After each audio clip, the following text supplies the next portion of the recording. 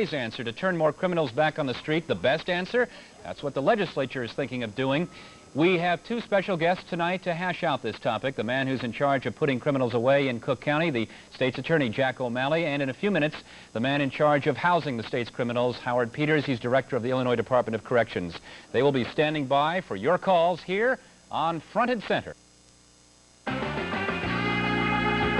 From our studios in Oak Brook, you're watching Chicagoland Television News, the region's 24-hour local news channel. And now, your direct line to Chicagoland's newsmakers. This is Front and Center. Good evening, I'm Bill Mahler. This, in fact, is the final report of a governor's task force that spent a year on looking at crime and corrections, more than 100 pages of research and recommendations on what to do about the crushing load of criminals that is now breaking the back of the state's prison system. Some of its recommendations are controversial, as we'll see in a moment, but what everybody agrees to is that something must be done, and soon. Society doesn't much care what goes on inside these prison walls, as long as the people they contain stay behind them. But you pass through the walls, and perception and reality become separate. You can actually feel the tension building on the inside. I got you. You got him? Come on, fellas. Good. Step right around there. Right around. Come on, man. Fill him out. Visit us. First name. Timothy. Number. B30577. 8:30 every Friday morning. 300 or more inmates from Cook County are bused to the Joliet Correctional Center for processing. It'll be late afternoon before some of these inmates finally get to their assigned bunks. Everyone's glad it's not raining. When the weather's bad, the inmates are herded into a tiny room where they are packed like sardines. Today, they stand in the sun as the guards call out orders in a well-rehearsed monotone. Don't go over there by the fence. Stay away from the wall. Do not try to climb the wall. You'll be here out here in the sun until your name is called. Warden Keith Cooper takes us on a tour of Joliet's West Cell House. When these shoebox-sized cells were built more than 60 years ago, they were designed for a single prisoner.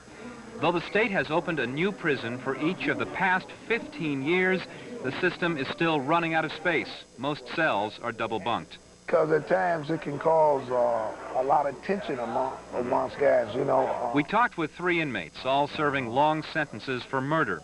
Each acknowledged their debt to society, but they stressed they shouldn't have to pay that debt under the inhuman conditions they say are caused by overcrowding. It's impossible for both of us to be on the floor at the same time, because I'm either bumping into him, he bumping into me, you know. It's impossible for him to sit up in his bed when I'm sitting in mine, because then his feet hang down in my face. But somebody on the outside would say, hey, but you guys, you know, you've done some serious crimes. This shouldn't be the Holiday Inn. We're still human, though. I mean, we certain standards that we can expect that we don't get. My average intake here in Joliet is probably somewhere between 450, 475 inmates coming here per week. Every week? Every week. Therefore, I have to literally transfer those many inmates out to make room for the upcoming week. And where are they going? And they go to other correctional facilities throughout the states. Which are full? And which is our full. And so where are they going after there? Yeah, they're bulging. Bulging to the point where by July of next year, there simply won't be any more room. One reason for overcrowding is tougher sentences, especially for drug offenses. But it's also because 40% of the inmates who are released are caught committing new crimes and end up right back inside. The word for it is recidivism, and reducing that was singled out by the Prison Task Force as the most cost-effective way to reduce overcrowding. Dog, got an answer? The task force recommends one way to do that is to shorten the sentences of inmates who take educational, vocational, and drug rehabilitation classes. Right now, many inmates can't get into such programs because there isn't room. Supporters say such programs help inmates when they are released back into the environment that got them into trouble in the first place. For some inmates, this is prison, their parents' home. The task force also recommends expanding the use of electronic home detention. Inmates near the end of their sentences are released back into society, but their freedom is very limited by an electronic transmitter they must wear on their ankle. The system knows where they are around the clock. It's very difficult compared to being free, if you want to call it free. I can't do a lot of things that I could do before. You know, I can't leave when I want to. that's hard. So this is a kind of a prison then? It is. Your It parents' is. home? This is my prison. But there is controversy among the task force's suggestions. Inmates have still committed crimes, including murder, while on home detention. The task force also wants to increase the list of crimes that qualify for home detention and shorter sentences. Among possible additions, second-degree murder, child pornography, aggravated battery of a child, armed violence, and aggravated arson. Also, educational and drug rehab programs don't have a perfect record, and the fear among legislators is that the public will see all of this as being soft on criminals. The approach we're taking does not mean that people who have committed violent crimes are going to be back on the street. The chairman of the prison task force says the options are few and time is running out. Because the prisons are now beyond the crowded stage. They are now within 18 months, well, it may be a little more than that, but not much more than that, where every single cell will be double-celled and there's no other place to put them. So you will either release prisoners, and people aren't going to appreciate that, or you're going to start jamming them in even tighter, and if you jam in even tighter, you're going to have violence, increased violence. You're going to have no programs for ending recidivism, and ultimately you're going to have a successful lawsuit saying you can't keep people confined that way.